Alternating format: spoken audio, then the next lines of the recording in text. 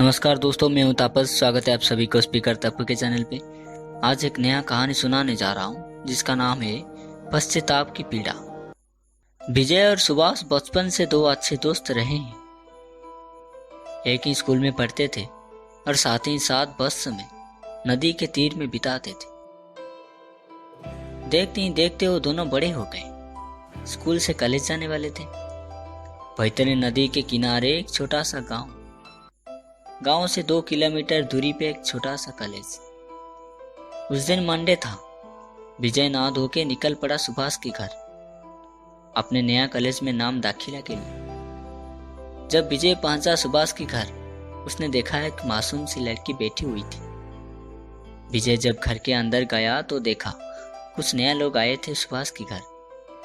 विजय ने सुभाष को पूछा कि ये लोग कौन है? तो सुभाष ने विजय को बोला कि ये हमारे दूर का रिश्तेदार है और उनकी बेटी हमारे साथ उसी कॉलेज में नाम दाखिला लेने आई है जिस कॉलेज में हम आज दाखिला लेंगे, जिसका नाम है स्वाति।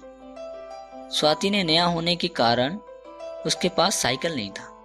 वो सुभाष के साइकिल के पीछे बैठकर कॉलेज गई और उनका कॉलेज में पहला दिन था। फिर वो अपने अपने क्लास में बैठ गए।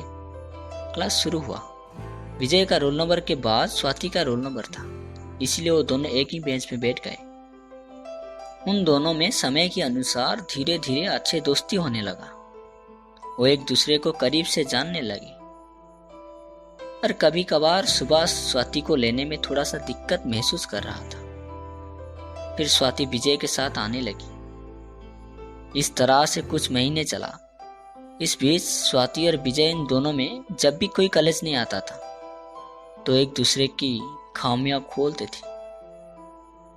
एक दूसरे की मन किसी भी चीज में लगता नहीं था और वो एक दूसरे से एक अजनबी सी अपनापन महसूस कर रहे थे।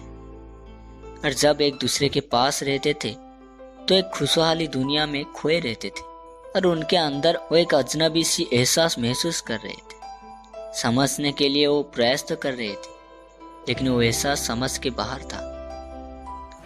इस तरह से हंसते खेलते समय कब बीत गया उसका अंदाजा भी नहीं रहा।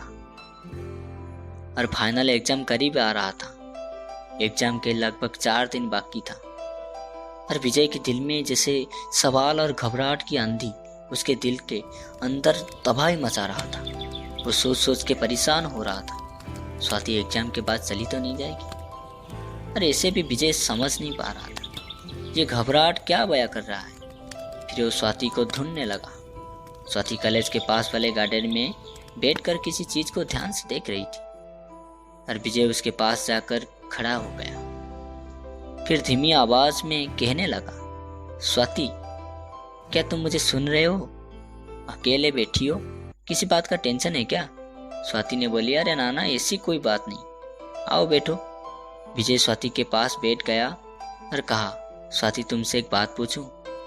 तुम एग्जाम के बाद चली तो नहीं जाओगी?